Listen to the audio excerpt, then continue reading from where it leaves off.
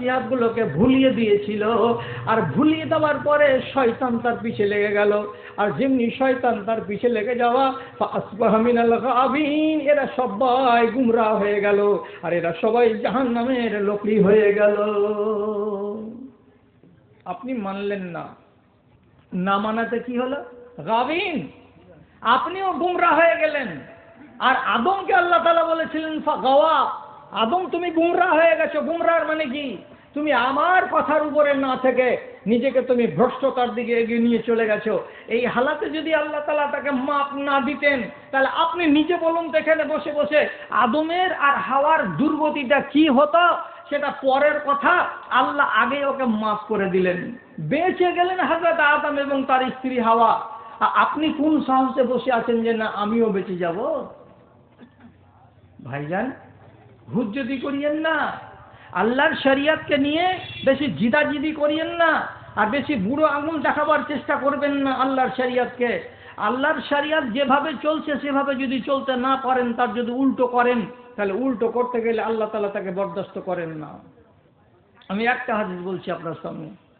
হাদিসটা কি? হাদিসে লেখা আছে, হাদিসে লেখা আছে এই কথাটা, আমা ইয়াখশা আহাদুকুম আমা ইয়াখশা আহাদুকুম আন ইয়ারফা রাসাহু মিনাস সুজুদে ফায়ুহাব্বিলু রাসাহু রাসাল হিমার। হাদিসটার তর্জমা, এখান থেকে গল্প করছো কেন জি তোমরা? জি তোমরা গল্প করে না, এই ছেলেগুলো আর মানা কর না, হ্যাঁ একটু গল্প করতে, তোরা গল্প কেন করছো এখানে? হ্যাঁ একটু দূরে যাও, যে গল্প করো, কানের কাছে গল্প করছো, কানের সবটি কথা চলে আসছে। কি বলা হয়েছে হাদিসটাতে? হাদিসে বলা হচ্ছে, এই তোমাদের কি একটু ভয় লাগে না যে ইমাম সিজদা করবে, তো ইমাম আল্লাহু আকবার বলে উঠবে, তো আগে উঠবে, তারপরে তুমি তার পাশে পাশে উঠবে। আর ইমাম যখন আবার সেজদায় যাবে, আগে ইমামের কপাল সেজদাতে যাবে, তারপরে তুমি তখন সিজদাতে যাবে। কিন্তু তুমি যদি আল্লাহু আকবার বলার সাথে সাথে ইমামের আগেই তোমার কপাল জমিন থেকে উঠিয়ে নাও, ইমাম আল্লাহু আকবার বলেছে আর যেমনি বলেছে তার সাথে সাথে তুমিও কপালটাকে জমিনে ঠেকিয়ে দিলে, ইমাম এখনো কপাল জমিনে ঠেকায়নি, তো এইরকম করে যদি ইমামের আগে আগে তুমি যাও, তাহলে তোমার কি হবে জানো? কি হবে? রাসূল বলছেন, তোমার এই চেহারাটাকে আল্লাহ রাব্বুল আলামিন গাধার চেহারার মতো করে দেবেন। তোমার শেকেলটা আর মানুষের শেকালের মতো হয়ে থাকবে না, একবারে জীবিত গাধার মতো তোমাকে দেখতে লাগবে। তুমি কি এইরকম নাফরমানি করে তোমার সুন্দর চেহারাখানাকে গাধার মতো করে নিতে চাও? তোমাকে ভয় লাগে না? আমরা সাবধান, আমরা সবটি লোক রাজি যে না আমরা ইমামের আগে মাথা উঠাবো না।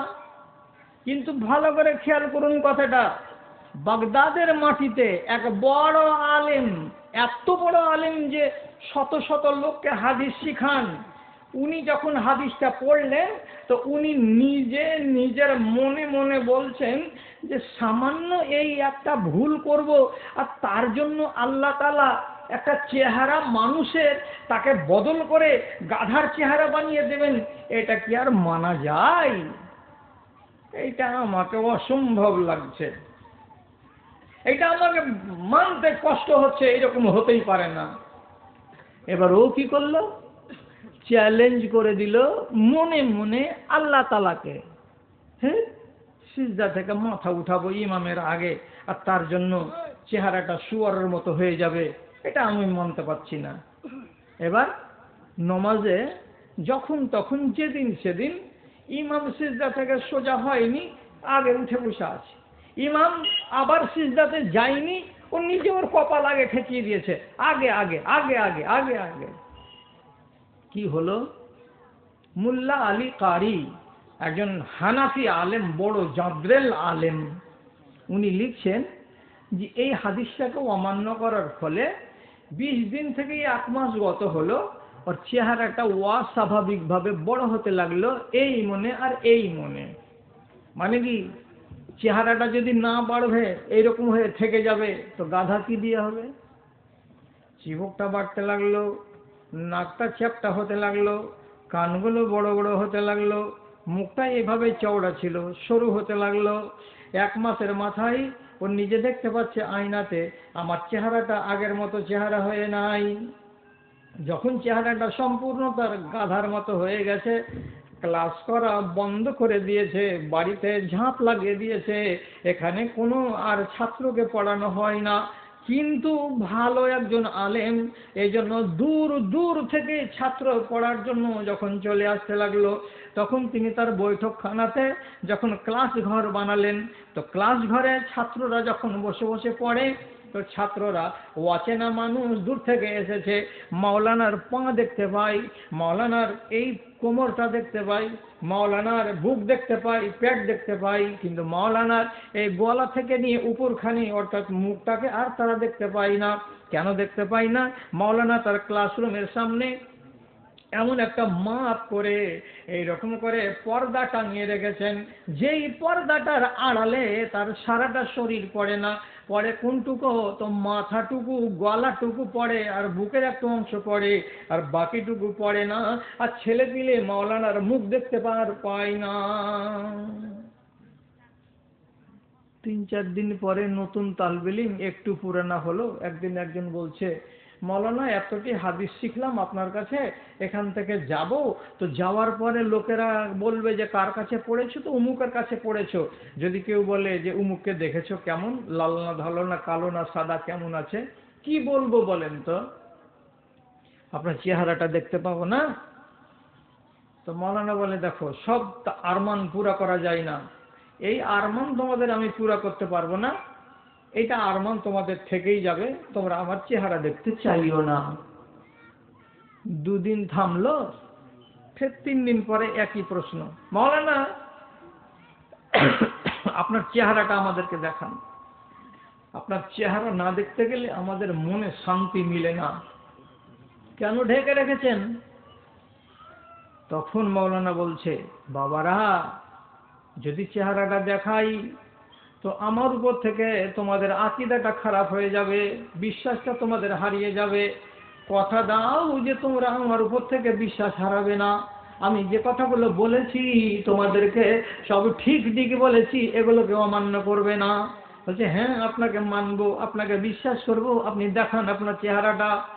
চাদরটাকে সরিয়ে দিল, আর যেমনি চাদরটাকে সরিয়ে দেওয়া, 10-20 জন তালেবে ইলমের সামনে এই যে মাওলানা এতক্ষণ লুকায়িত ছিলেন, তার চেহারাটা সামনে এলো, একেবারে জ্যান্ত একটা গাধার মতো শাকল সুরাত হয়ে আছে, দেখে মানুষের মতো মনে হয় না। চোখ দিয়ে পানি ঝরছে, দুঃখের জ্বালায় কান্না করছে। তারপরে বলছে, হুজুর এরকম হলো কেন? তো উনি বললেন, আল্লাহর রাসূলের একটা আইনকে অবিশ্বাস করেছিলাম, মনে সন্দেহ করেছিলাম, তারই আযাব এটা আমাকে লেগেছে। আল্লাহর এবং আল্লাহর রাসূলের কোনো বিধানকে ঠাট্টা করা, অমান্য করা, অগ্রাহ্য করা, এর সাজাটা কি? তো দেখো এটা কি হয়েছিল। যে হাদিসে লেখা আছে 10 বার করে পড়েছি, হাদিসে লেখা আছে 10 বার করে পড়িয়েছি। কেউ যদি ইমামের আগে রুকু থেকে মাথাটাকে উঠাই, সাজদাতে যদি তার আগে যাই, সাজদা থেকে যদি আগে উঠাই, তাহলে আল্লাহ রাব্বুল আলামিন ভয় দিয়ে তার নবীকে দিয়ে বলিয়ে দিয়েছেন, তোমার মাথাটাকে, তোমার চেহারাটাকে গাধার মাথার মতো করে দেওয়া যাবে। আমার মনে বিশ্বাস হয়নি, আমি ইমামের আগে আগে উঠতাম আর বসতাম আর রুকু করতাম আর সিজদা করতাম, আল্লাহ তাআলা আমাকে এই বিশাল বড় আজমাইশে ফেলে দিয়েছে। আল্লাহর কানুনকে কতটি আপনি এইভাবে আর কতটি আমরা এইভাবে রহস্য করে করে কাটিয়ে দিচ্ছি। এক জনম কেটে গেল, যখন পরের জনমটা চলে আসবে, তখন আপনার অভ্যাসটাকে ওরা ধরে নিয়ে বলবে এটাই নিয়ম। যদি মানতে কষ্ট লাগে, একটা কথা বলছি, সবাই আমার এই মতের সাথে একমত হবেন জরুরি নয়। কি? রাশিয়ার মাটিতে একগুলো ইঁদুরকে নিয়ে বিজ্ঞানীরা গবেষণাগারে ওরা গবেষণা করেছে। কি? প্রথমে একটা ইঁদুর বেটি আর একটা ইঁদুর বেটা ওদের লেজ কেটে দিল। লেজ কাটা ইঁদুরের বাচ্চা হলো, লেজওয়ালাই হলো। তারপরে যে বাচ্চা দুটো পয়দা হলো, এদের পেটের বাচ্চাগুলোকে বেটা আর বেটি যে আছে এরা আলাদা করে রাখলো। ফের করলো কি, এই বেটা আর বেটিগুলোর আবার লেজ কেটে নিল। ফের এদের 3 নম্বর বংশ যখন দুনিয়াতে এলো, তখন দেখা গেল কি লেজ হয়েছে, লেজগুলো বড় বড় হয়নি। যেইটুকুনি হয়েছিল সেইটুকুকে এরা আবার ল্যাবরেটরিতে কেটে দিল, দিয়ে ওদেরকে বেড়া করে দিল। দিয়ে ওদের নসল যখন আবার পয়দা হলো দুনিয়াতে, তো এদের নসল থেকে যখন এই করে 5 বার লেজ কাটা লেজ কাটা লেজ কাটা ইঁদুরের বাচ্চা বের করতে লাগলো, তো 5ম বারের বার দেখা গেল কি এই ইঁদুরের পেট থেকে যে বাচ্চা হয়েছে তো লেজই হয়নি, লেজ নেই। আমি যদি ঝুট বলি তো সায়েন্সের মাস্টারেরা এখানে আছে, ওরাকে জিজ্ঞেস করুন কি বলে মুরগির আঙুলগুলো খোলা আর হাঁসের আর এই পাতি হাঁসগুলোর পা এগুলো চামড়া লাগা কেন, কি করে লাগলো? ওরা প্রশ্নের জবাব দিয়ে দিবে আপনাকে। অবিশ্বাস আপনি করার সুযোগ আপনার কাছে নেই। আল্লাহ তাআলা সবই অঙ্গকে আমাদের শরীরে কাজের জন্য বানিয়েছেন, কিন্তু আপনি কি জানেন যে আপনার পেটের আপনার শরীরের ভেতরে একটা এমনই অঙ্গ আছে ওর কোনো ভূমিকা নেই, ও কোনো কাজ করে না, বেকাজের জন্য ওইভাবে পেটের ভেতরে আছে। আর এটা সব আধুনিক শিক্ষিত লোকেরা জানে ওই অঙ্গটার নাম কি। আগে ছিল কাজে, এখন আর কাজ নেই, এমনি পেটে হয়ে আছে। তাহলে যদি আল্লাহ তাআলা এইগুলো এইভাবে করে থাকেন, তা আমি আপনাকে বলছি আপনি আজকার নসল যেটা কাজ করে করে করে করে মরবেন, এর পরের নসল যখন পয়দা হবে আপনার বেটাদের বেটা বাল বাচ্চা, ওরা ওর মার স্বভাবটাকে মনে রাখবে, দাদির স্বভাবটাকে মনে রাখবে, রেখে বলবে এটাই নিয়ম, এইরকমই করে আর এইরকমই হয়। আপনি বুঝতে পারলেন না, যদি বুঝতে না পারেন তো সোজা বাংলাতে বলছি, আজ শোলমারি গ্রামে কেউ যদি 60 বছর বয়সের লোক দাড়ি ছিলা হয়, তাহলে তার বেটা দাড়ি রাখবে না, সেও দাড়ি ছিলা হবে। আর যখন এই লোকটার ঔরস থেকে আর একটা বেটা পয়দা হবে, ও যদি ছোট ছেলে যেমনি ওর চোখ খুলবে, সেদিন যদি তার বাপকে দেখতে পাই যে আমার বাপের চেহারাতে দাড়ি নাই, রোজ রোজ এমনি এমনি করে ব্লেড দিয়ে কেটে কেটে সাফ করছে বেসিনের সামনে, তখন ছেলেটা মনে মনে বলবে এটাই হলো নিয়ম, এইভাবে এই চুলগুলোকে কেটে দিতে হয়। এই করে যখন 4টা জন্মগত হয়ে যাবে, তখন 4 নম্বর জন্ম সবাই বলবে এগুলো চুল রাখতে হয় না, কেটে সাফ করে দিতে হয়। অভ্যাস হয়ে যাবে, আর ওকে খারাপ লাগবে না। যদি মানতে কষ্ট লাগে তাহলে আর একটা কথা বলছি, আমার চোখের দেখা আপনাদের যদি কাউরি দেখা হয় তো হ্যাঁ বলেন আর নেই না বলেন, অসুবিধা নেই। যখন আমাদের দেশে সর্বপ্রথম কোনো মেয়ে ছেলে সাইকেলে চড়েছে, তখন গ্রাম দিয়ে যদি সাইকেল চালিয়ে গেছে তো দৌড়ে দৌড়ে লোক বাড়ি গেছে, যাচ্ছে বুবুকে দেখবি তাই কি তো মুখের বেটির সাইকেল চালাচ্ছে, হট খামগি বাজি বেট ছেলে এখন সাইকেল চালাইছে দেখবি তাই। তো সব বাড়ি থেকে বের হয়ে হয়ে বড় বড় চোখ করে দেখেছে, আর দেখে নিজের আঁচলকে মুখ এমনি করে লেগেছে, করছে হায় কোন যুগ এলো গে, কোন জমানা এলো গে, এতবেলা লোকের সামনে সাইকেল চালিয়ে চলে যেছে গে। এটা কতদিন করেছিল মেয়ে এলো? 15 বছর। দেখে দেখে দেখে দেখে দেখে দেখে যখন গা সওয়া হয়ে গেল, তো আমি 2019 সালে পাটনা থেকে রিটায়ার হয়ে এলাম, তো শেষ বছর শুধু ক্লাস 9-এ ফর্ম ফিল আপ হলো বেটি ছেলে 685 জন, যে আমরা 9-এ ভর্তি হব জাল সার্টিফিকেট দিয়ে, সব দিকে ভর্তি করতে হলো। বলছে হারে এত তোরা বেট ছেলে পড়ার কালে পড়াতে মন দিয়েছিস কি ব্যাপার? আর সব পায়জামা আর ফরাক গায়ে দিয়া সব তোদের পোশাকে বলছি যে তোদের বয়স 14 আর 15 আর 16, কিন্তু তোর বাড়তে দুটা বেটা আছে আর তোর পেটে একটা লড়ছে, হ্যাঁ, শুয়া দুটা ছেলে, আর মা তুই এই ভ্যাস কেন ধরেছিস? নাকে কাপড় দিয়ে চাপছে আর বলছে ওগুলা তো সবই বুঝতে পারছেন, ওগুলা তো সবই বুঝতে পারছেন। 685টা ছেলে না মেয়ে ক্লাস 9-এ ভর্তি হলো কেন? 1 বছর পরেই এদের নামে মমতা দিদি সাইকেল দিবে একটা করে। এখন সাইকেল চালা আর সাইকেল নিয়ে বেড়া, কোন একটা মানুষকে খারাপ লাগে?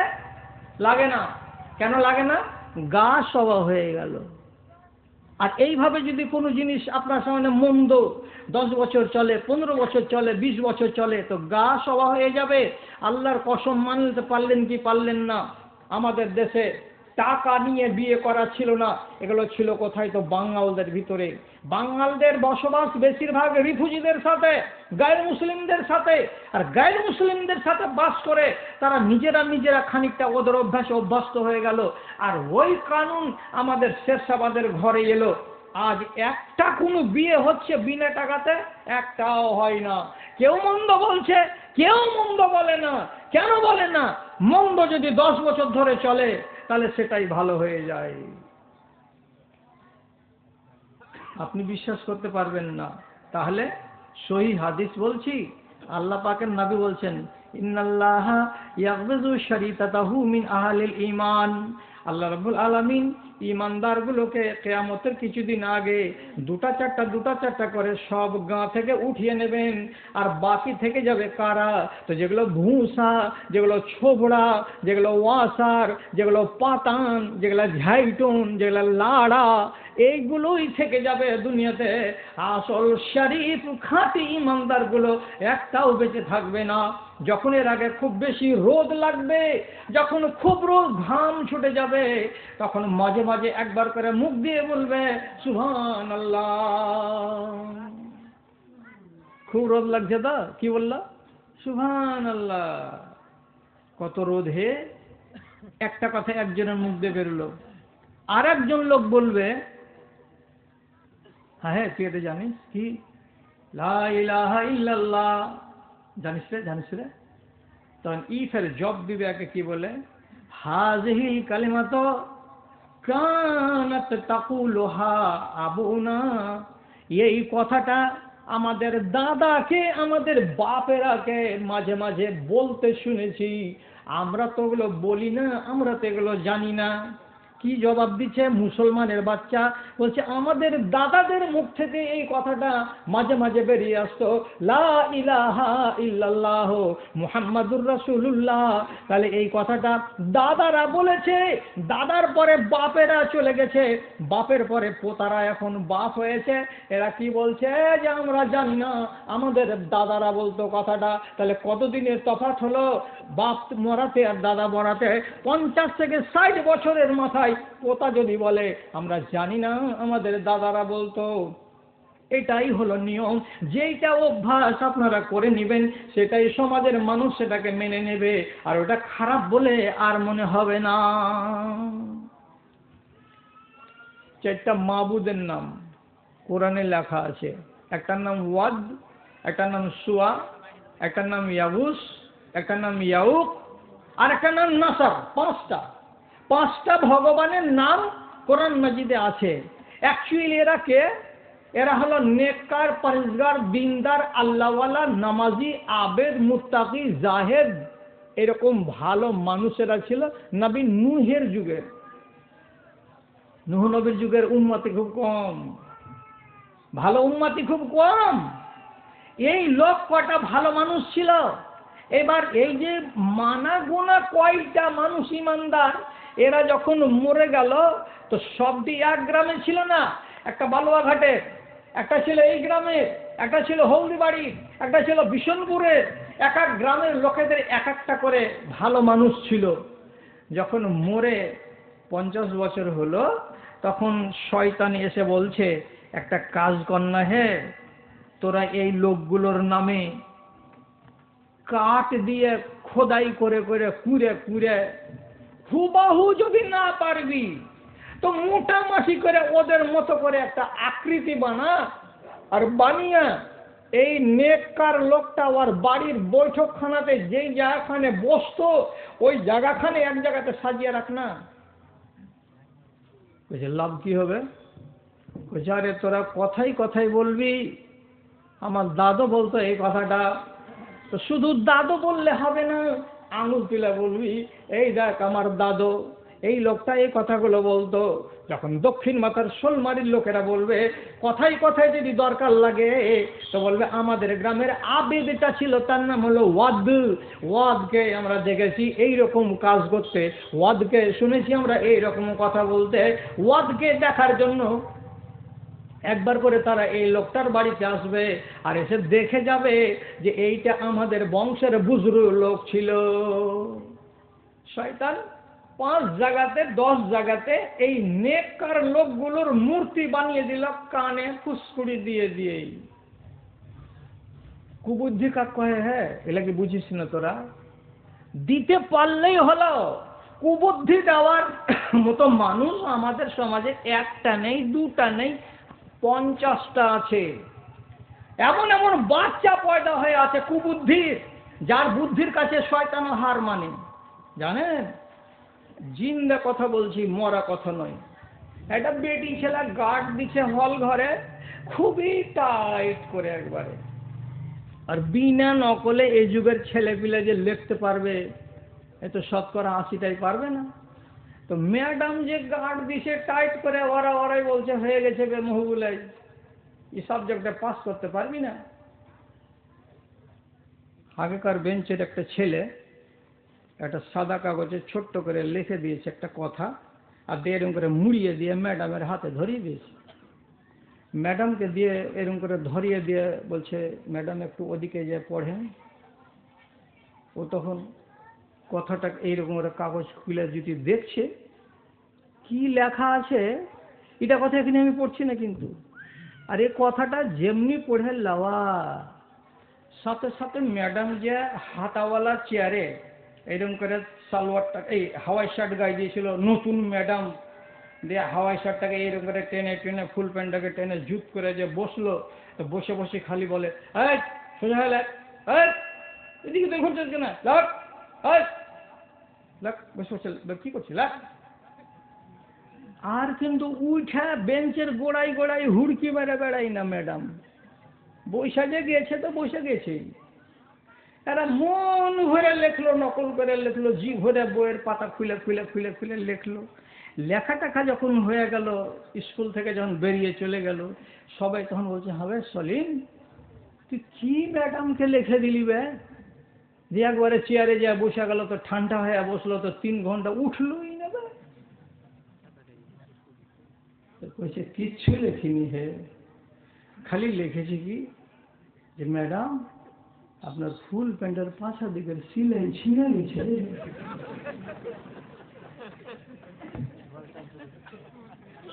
আর কিছু লিখেছিলি না?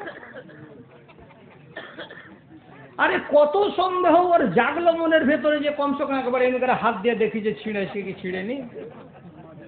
ইজ্জত বাঁচাবার আতঙ্কে 3 ঘন্টা ও হালাতে কাটিয়ে দিল। বুদ্ধিটা কত শয়তানি। 5-5টা বুজরুগের বাড়িতে 5-5টা ছবি লাগানো আছে কাঠ দিয়ে। তো চিরকাল কি একই রকমেরই কি ছুতার আছে?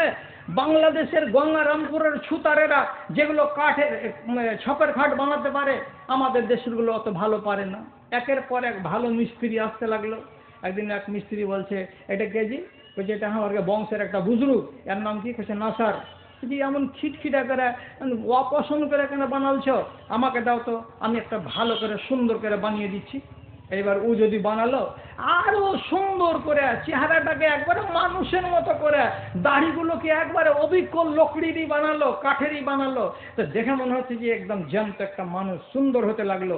আস্তে আস্তে বললো একদিন তো ওরা হাত করনি, খালি টুটি করেছিলে আর গর্দন করেছিলে, প্যাট করেছিলে, এখন ভালো করে প্যাট করতে হবে, ভালো করে পা করতে হবে। এবার রিফর্মের পর রিফর্ম, রিফর্মের পর রিফর্ম হতে লাগলো। করতে করতে করতে করতে 100 বছর গেল, 3টা নসল গত হলো। 100 বছর গেল আর 3টা নসল বাদ মরে কবরে গেল। 4 নম্বর নসল যখন এলো তখন করলো কি, সুন্দর করে গোলাপ ফুলের মালা নিয়ে যে ওই বুজরুগের টেবিলের কাছে যে রেখে দিল। এটা কিসের লেগে রাখলে? কিছু ভালো আলেম ছিল বে, এবার এখানে রাখলো। তারপরে আর কিছুদিন যখন গেল তখন আর একজন এসে কইছে, হ্যাঁ এত ভালো আলেম ছিল তো ওখানে নিচে এখানে দিছিস, আর গলাতে দিয়ে দে। গলাতে পরিয়ে দিল। গলাতে পরিয়ে দেওয়ার পর আর কিছুদিন যখন গেল তখন কইছে, এমনি কেন চলে আসছিস বে? এত বড় আলেম ছিল, এত বড় মানুষ ছিল, তাকে একটু কমসে কম মাথাটাকে ঝুঁকি একটু তো কিছু সালাম টালাম দিবি, কিছু আদব তো করবি। তো ফুলের মালা ঘাড়ে চাপিয়ে দেওয়ার পরে যখন ঘুরে আসছে এমনি করে আসছে, একটু করে মাথা কিন্তু কাইট হতে লাগলো, এইরকম করলো। এই করে করে যখন 4 নসল পার হয়ে 100 বছর কেটে গেল তখন ওগুলা সব লোক চলে গেছে। ওগুলা আকিদার ওগুলা বিশ্বাসী নিয়ে ওরা কবরে চলে গেছে। দেখতে দেখতে দেখতে দেখতে এরা কি করলো, এইবার যথারীতি এর সামনে এসে হাঁটু পাড়া দিয়ে একটা করে সেজদা দিতে লাগলো। ফাবাদা ইবাদাতুল আওসান। মানুষের কুবুদ্ধির কারণে, গা সওয়া হয়ে যাওয়ার কারণে আস্তে আস্তে আস্তে আস্তে তাদের মন্দ জিনিসটা একেবারে তাদের মজ্জাতে গিয়ে ঢুকে গেল। আর এরা যে মানুষের সামনে মাথা নিচু করতে লাগলো, নত করতে লাগলো, এটাকে আর কাউকে খারাপ লাগে না। কেউ একবার বলে না যে মানুষের সামনে মাথাটা কেন ঝুঁকাতে যাচ্ছিস, এটা তো করা জায়েজ নয়। সবাই গ্রামবাসী বলতে লাগলো, যা হচ্ছে এটা ভালোই হচ্ছে, এটা হওয়া দরকার। গা সওয়া যদি করে দেন কোনো জিনিসকে, তাহলে এইভাবেই হয়ে যাবে। আপনারা আর আমরা যেগুলো কাজ করছি শরীয়তকে দুমড়ে মুচড়ে মারার জন্য, আর কিছুদিন যেতে দেন, এটা নিয়ম হয়ে যাবে। নিয়ম ছাড়াতে কত ঠেলা লাগে, কত ঠেলা লাগে। যে পান নিয়ে যাওয়া বিবাহতে, সুপারি নিয়ে যাওয়া বিবাহতে, এগুলো হলো পাকা হিন্দু রীতি, হিন্দু নীতি। আমি নিজে বিয়ে করেছি তো পান নিয়ে গেছি, কিন্তু আজ আমি ওই লোকটাই বলছি পান নিয়ে যাওয়া এটা বৈধ নয়, এটা জায়েজ নয়, এটা করা চলবে না। আমি মানাতে পারবো কি? মসজিদ খরচা দাও, সোলমারিওয়ালা নেই মসজিদ ভেঙেছে বলে খরচ লাগবে। বিশনপুরওয়ালাদের দোতলা মসজিদ আছে, তারা তাদের বিয়েতে যদি বলে কজি মসজিদ খরচা দাও, তাহলে তুমি কি মসজিদকে ভিখারি বানাতে চাইছ? কি করবা তুমি মসজিদের খরচা নিয়ে? আর নিচ্ছে লোকেরা গাড়ি ঘেরা, মানে বিয়ে যেতে দিব না। হবে বিয়ে যেতে দিবি না তো সোলমারের বেটিটাকে কি তুই আটকুড়ি করে রেখে দিবি নাকি? কেন ঘেরলি বিয়েটাকে? টাকা দাও। শালিতে হাত ধোয়াবে কার? ভগ্নিপতি। কসম আল্লাহর, হাদিস বলছে কি দেওর কেমন তো মৌত, শালি কেমন তো জিন্দা মৌত। মরা মৌত লয়, যদি জিন্দা মৌতকে দেখিস তো বেটি ছেলে দেওরকে দেখ, আর বেটা ছেলে যদি মৌত দেখতে চাহিস তো শালিকে দেখ। এটা হলো মৌত। অথচ আমি এটাকে মানি না, গা সওয়া হয়ে গেল। আর গা সওয়া হতে গেলে আস্তে আস্তে ইসলাম মুছে যাবে। আর যেটা নিয়ে আপনারা বেঁচে থাকবেন সেটাই আপনাদের ছেলেপিলেরা বলবে এটাই শরীয়ত। এই করতে করতে করতে করতে আর 200 বছর পর যখন কি হবে, যখন ঘাম বেশি হয়ে ছুটবে তখন সুবহানাল্লাহটা ভুলে যাবে। সুবহানাল্লাহর বদলে কি থাকবে? শুধু আল্লাহ থাকবে, শুধু আল্লাহ। তখন আল্লাহ তাআলা কি বলবেন জানেন? জিবরিলকে বলবেন, জিবরিল আমার দুনিয়াতে যাও, দিন যদি কায়েম থাকে তাহলে আমি মানুষকে এখন মেরে কিয়ামত করব না, আর দিন যদি না থাকে তাহলে কিয়ামত করে দেব। যাও তো দেখে এসো তো সোলমারি গ্রামে দিন আছে কিনা, বিশনপুর গ্রামে দিন আছে কিনা। ফারিস্তা আসবে, এসে জমিনে চলে ফিরে করার পর আল্লাহ রাব্বুল আলামিনকে রিপোর্ট দিয়ে বলবেন, মালিক আল্লাহ, মসজিদগুলো মসজিদ হয়ে পড়ে আছে, নমাজি নাই, তাকে ডাকার মতো, তার কাছে গিয়ে ইবাদত করার মতো মানুষ নেই। তবে জানতে পারছি মাঠে ময়দানে যখন এরা কাজ করছে, মাঝে মাঝে এদের মুখ থেকে বেরিয়ে যাচ্ছে আল্লাহ। বেশি রোদ লাগছে তো একটাই বলি, আল্লাহ। শুধু আল্লাহ শব্দটা বাকি আছে, আর কোনো কিছু বাকি নাই।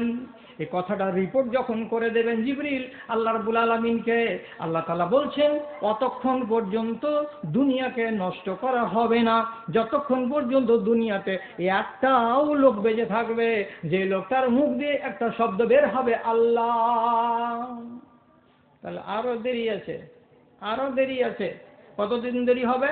আস্তে আস্তে যখন আল্লাহ শব্দটা হারিয়ে যাবে, সেদিন আল্লাহ তাআলা বলবেন কিয়ামত কায়েম করে দাও। গোড়াতে আসুন। ইসলামে আসা যত সহজ, ইসলাম থেকে বেরিয়ে যাওয়াও তেমনি সহজ। হাদিসগুলো মাথাতে রাখুন। এলাকাতে আর জালসা আমার নেই, আর এতটি লোক আপনি জমাও হবেন না যে আপনাকে শোনাবো, আর এর পরের বছর বাঁচবো কিনা আমি তা জানি না। মাথায় রাখুন। রাসূল বলছেন একটা লোক একটা মাছির কারণে জাহান্নামে চলে গেল, একটা লোক একটা মাছির কারণে জান্নাতে চলে গেল। যেমনি কথাটা বলা, যতটি সাহাবী ওখানে হাজির ছিলেন সবাই বড় বড় চোখ করে বলছেন, আল্লাহ পাকের রাসূল, মাছি তো উড়ে বেড়াচ্ছে আমাদের নাকের ডগায়, আমাদের মুখের আশেপাশে, আমাদের বাড়ি আর ঘরে, তো একটা মাছির কারণে একটা লোক জাহান্নামে কেন যাবে? একটা মাছির কারণে একটা লোক জান্নাতে কিসের জন্য চলে যাবে? এটা কেমন কথা? মাছিটা কি করলে?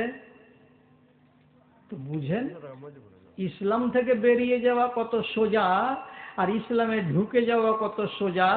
তার উপরে হাদিস আপনাকে শোনাতে গিয়ে এটা কথা বললাম যে মাছের কারণে একটা লোক জাহান্নামে গেল, আর মাছের কারণে একটা লোক জান্নাতে চলে গেল। রাসূল ব্যাখ্যা করে বলছেন, শোনো হে, মাররা রাজুলানে বেসানামে কওমিন, একজন লোক চলে যাচ্ছিল এমন একটা গ্রাম দিয়ে, যে গ্রামের মাঝখানে একটা ছোট মন্দির ছিল, উপাসনালয় ছিল। ওই মন্দিরের ভিতরে মাবুদ ছিল। সেই মাবুদকে যারা মানে, ওই লোকগুলা মন্দিরের সামনে রাস্তায় তারা চলাফেরা করছিল। এমন সময় এই মুসলমান লোকটা তার সামন দিয়ে যখন চলে যাচ্ছে, তখন 10-12টা ছেলে ওকে ধরে নিয়ে বলছে, ও ভাই, যা পারো খুশি মনে আমাদের এই খোদাটাকে তুমি দিয়ে যাও, যা ভালো লাগে তাই কিছু দিয়ে যাও। তাহলে আমরা মনে মনে ভাববো, আমরা যেমন এর পূজা পাঠ করি, সম্মান করি, তেমনি তুমি মুসলমান হয়ে আমাদের এই খোদাকে ভালোবাসো। আমাদের খোদাকে যেমন আমরা সম্মান মর্যাদা দিই, তোমারও দিলে আমাদের খোদা সম্বন্ধে কিছু সম্মান এবং মর্যাদা আছে, দাও। লোকটা বলছে, কিছু নাই জি ভাই, থাকলে কিছু দিয়ে দিতাম, কিচ্ছু নাই ভাই রে, এখন আমি বাড়ি থেকে খালি পকেটে বেরিয়েছি।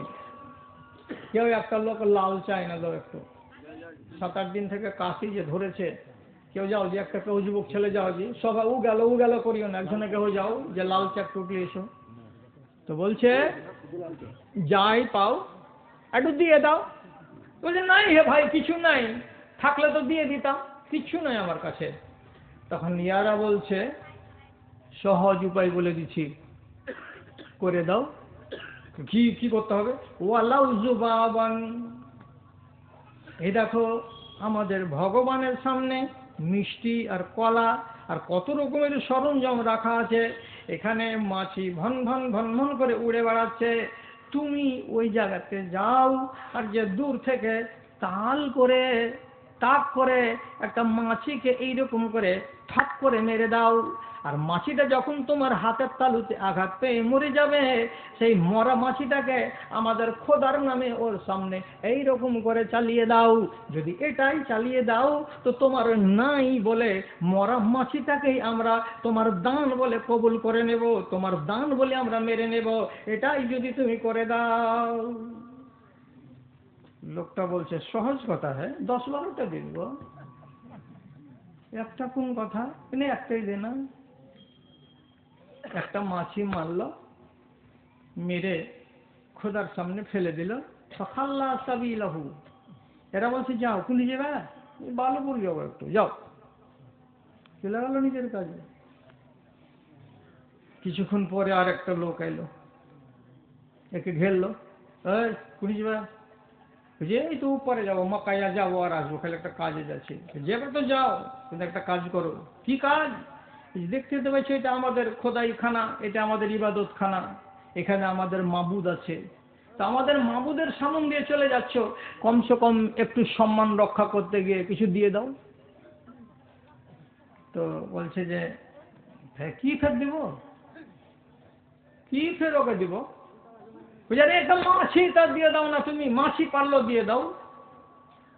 তো বলছে যে এমনি লাম ওকাররেব লাহু শাইয়া, এর জিন্দা মাছি তো দূরের কথা, টাকা তো দূরের কথা, একটা মরা মাছি পর্যন্ত তোমাদের খোদাকে আমি দেব না।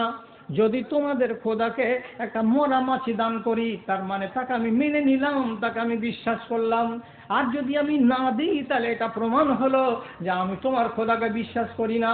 অতএব তোমার কথা শুনে তোমার মাবুদকে রাজি করার জন্য একটা মাছি পর্যন্ত আমি দিব না। যখন দেখলে এ তো খুবই টেढ़া, যে টেढ़াকে সোজা করে কি করা যায়, এই মাছিটাও দিবে না, একটা টাকা দে না, তাও দিব না।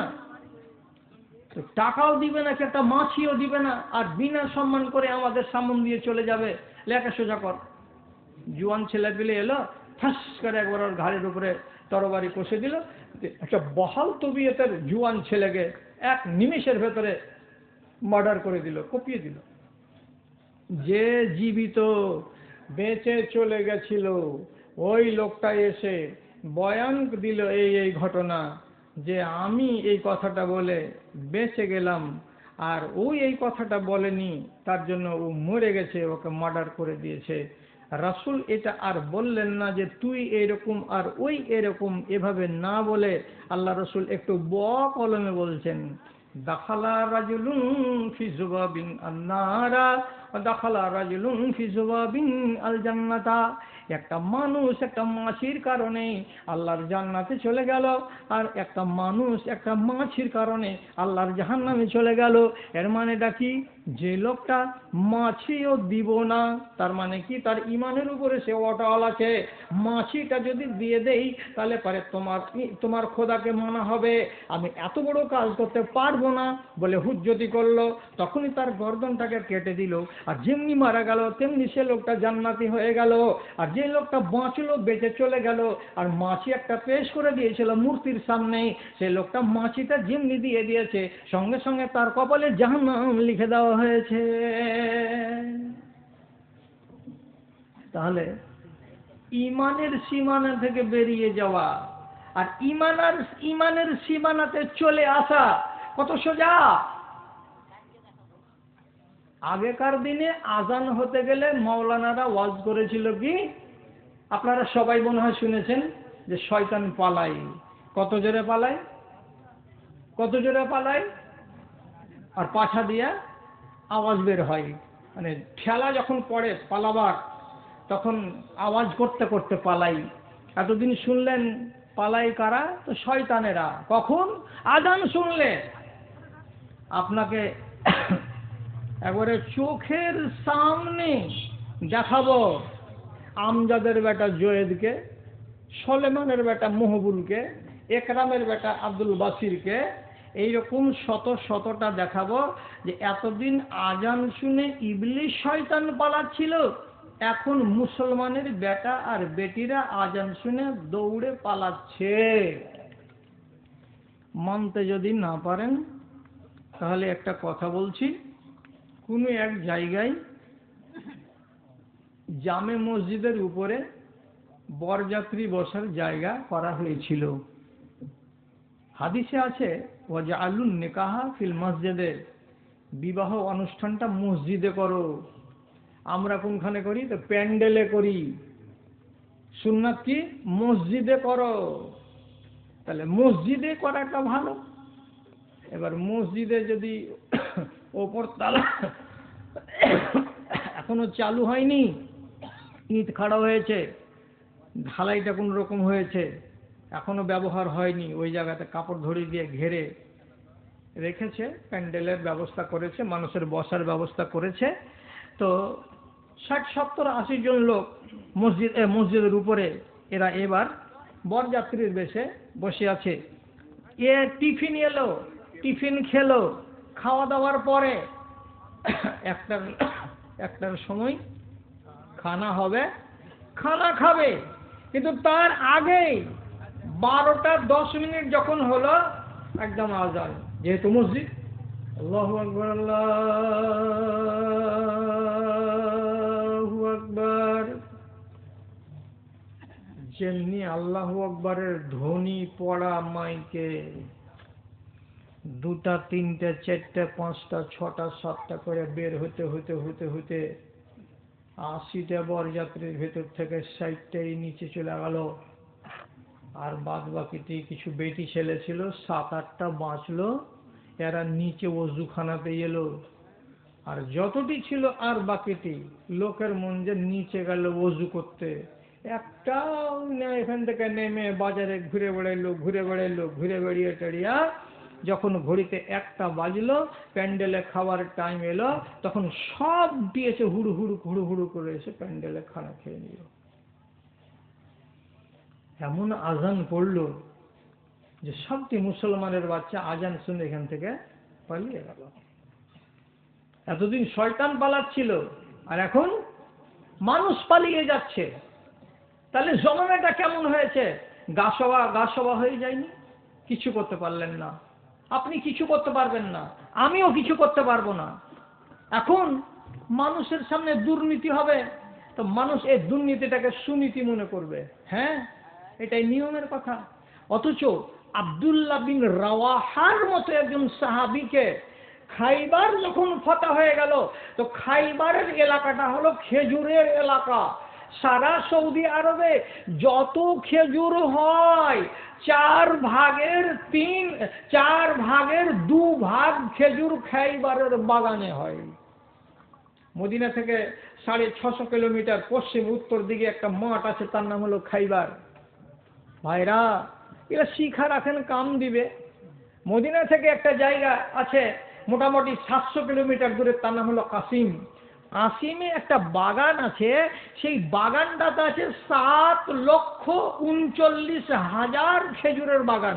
একবার বলেন সুবহানাল্লাহ। কতটি গাছ আছে? 7,39,000টা শুধু খেজুরের গাছ আছে। কত বড় বাগান তো চিন্তা করেন। আর এত বড় বাগানে এক একটা খেজুরের গাছে নাই করে 50 কেজি 60 কেজি করে খেজুর নামে। সব খেজুরের বাগানটাকে ওর মালিক কাবা শরীফের নামে আর মদিনা মসজিদের হাজিদের জন্য, নমাজিদের জন্য ওয়াকফ করা আছে। একটাও বেচারি খেতক না, মরে গেছে কয়দিন আগে বেচারি। কত বড় নেককার। তো খাইবারের মাটিতে ইহুদিদের বাগান ছিল। যুদ্ধ যখন জয় হয়ে গেল, তখন এলাকাটা কার? মুসলমানদের।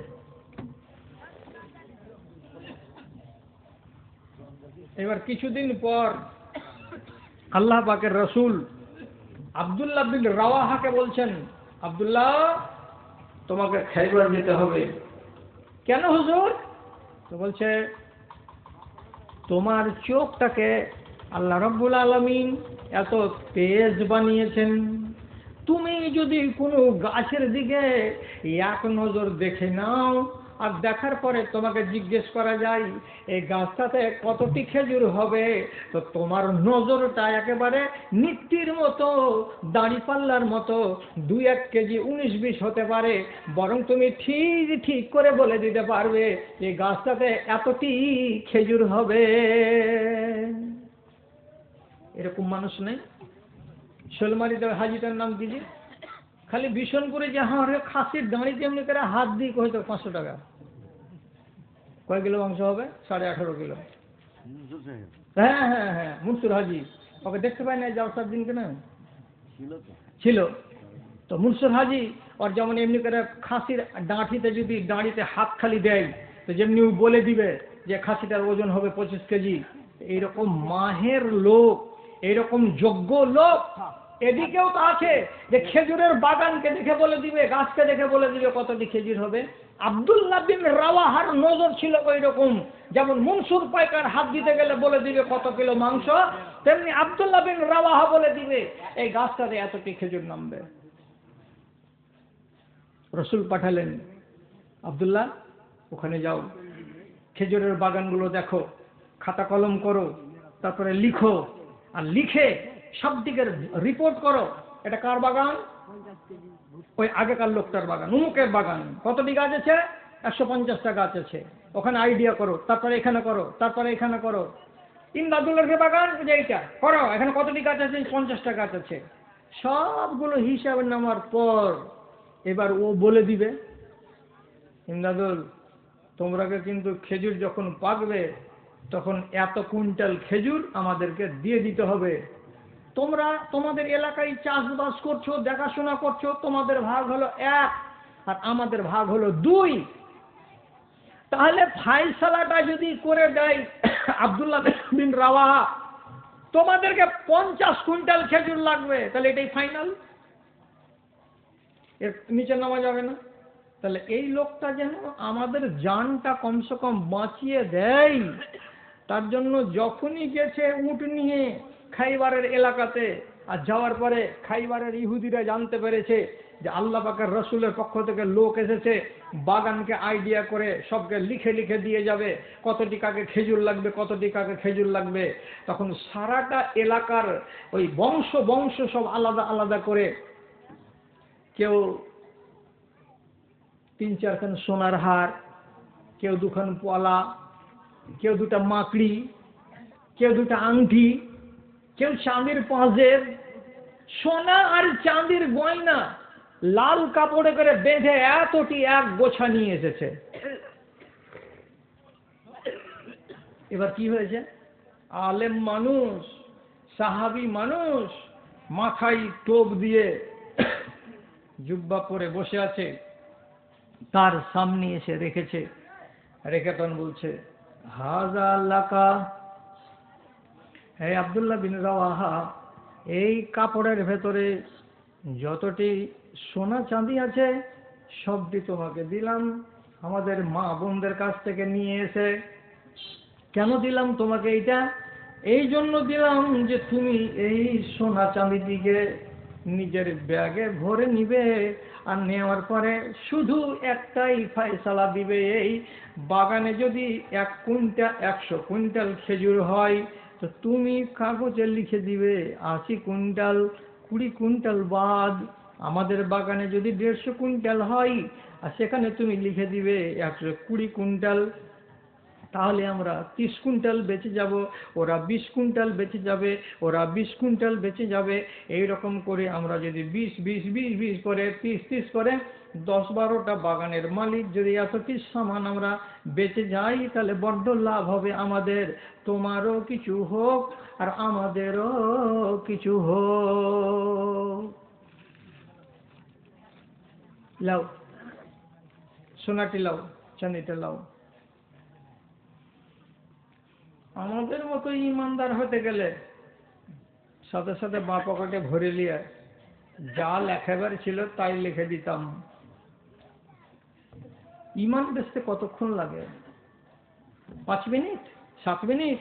ইমান বেচার টাইম চলে এলো, এপ্রিল মাসে ইমান বেচতে হবে, আসেনি? চলে আসছে, এপ্রিল মাসে ইমান বেচতে হবে, সব রেডি। আমি জগজগে হয়ে বসে আছি সন্ধ্যার ট্রেনে, কাঠিয়ার প্যাসেঞ্জারে। সে আজ 4 বছর আগেকার কথা। কুমেরপুর স্টেশনে শনিবারের দিন এক ঝাঁক মুসলমান উঠলো। রোজার দিন আমি জালসা করে ওখান থেকে ফিরে আসছি, একটা লোককে দেখি সামনের সিটে বসে আছে, আর একটা লাড়ু সাড়ু করে এরকম করে ঠোঙা হাতে করে নিয়ে আছে, এতটাই মুড়ি আছে। এবার কিছু দূর যায়নি, ঠিক আছে ও যায় টিকিট দাও। তো বলছে দিদিবাবু ধরতে ধরতে ধরতে ধরতে এসে টিকিট ধরেছে, আমার ওপর দম উঠে গেছে, আমি টিকিট কাটার টাইম পাইনি।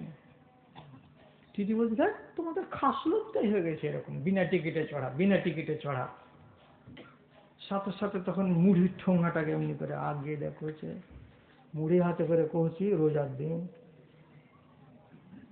টিটি তখন করছে হবে কাকে এগুলা কথা কইতে কোনো এত বড় ইমানদার লোক, মুড়ি হাতে করে আছে রোজার দিন, ইফতার করবে সূর্য না ডুবলে। কত শক্ত ইমানের লোক এটা।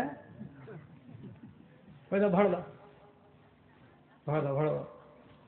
তো ভাড়া যদি দিছে তো টিপে টিপে পকেটে আগে ঠিক করছে যে কোনটা 5 টাকা, কোনটা 2 টাকা, কোনটা 1 টাকা, সব দিকে ঠিকঠাক করে টোরে পকেট থেকে 2 টাকা গেলা বাহির করে ওকে দিয়ে কইছে ধরেন। টিটি কইছে 8 টাকা ভাড়া আর আপনি 4 টাকা দিচ্ছেন, এটার মানে কি? তখন কইছে রাখে, কিছু আপনারও হোক কিছু আমারও হোক, রাখেন। টিটি কইছে খুব সিয়ানা বেটা তুমি, ঠোঙা হাকে দেখিয়ে দিলে, রোজা মুখে কহছি, আর তুমি 8 টাকার ভাড়াকে 4 টাকা মেরে দিলে, আর দিয়ে কি বলছে কিছু তোমারও হোক আর কিছু আমারও হোক। আল্লাহু আকবার। কোরআনে আল্লাহ তাআলা বলেছেন ওয়ালা তাশতারু বিআয়াতি সামানান কালিলা, 3 পয়সার লাভের বিনিময়ে তোমরা তোমাদের ঈমানটাকে বিক্রি করিও না, আমার কিতাবটাকে তাচ্ছিল্য করিও না, খেলো করে দিও না। ঈমান বড্ড মূল্যবান জিনিস। কত ঈমানের দাম, কত ঈমানের দাম। যদি কেউ বলে শোলমারি গ্রামের লোক আমাকে 11টার সময় তোমাকে কতল করব, কেউ যদি বলে, তো যারা কতল করবে তাদের বাড়িতে যদি আমি বাঁধা থাকি, আমার হাত বাঁধা থাকে কিংবা আমার পা বাঁধা থাকে, আর আমি জানি যে 11টার সময় আমাকে কতল করবে, আমি সুযোগ পেতে গেলে এই লোকগুলোকে কি আমি ছাড়বো? আমি তো ছাড়বো না। অথচ আল্লাহ পাকের নবীর এমন কোন সাহাবী যাকে মক্কাওয়ালারা ধরে রেখেছে, আর ধরে নিয়ে ওকে মারবে, ওর কোন বাপ দাদা মারা গেছিল যুদ্ধের ময়দানে তার বদলা চুকাবে, তার জন্য ওকে বেঁধে রেখেছে। আর বেঁধে থাকা অবস্থাতেই ওই বাড়িরই একটা দুধের ছেলে হামাগুড়ি দিতে দিতে দিতে দিতে এর কাছে এসে হাজির।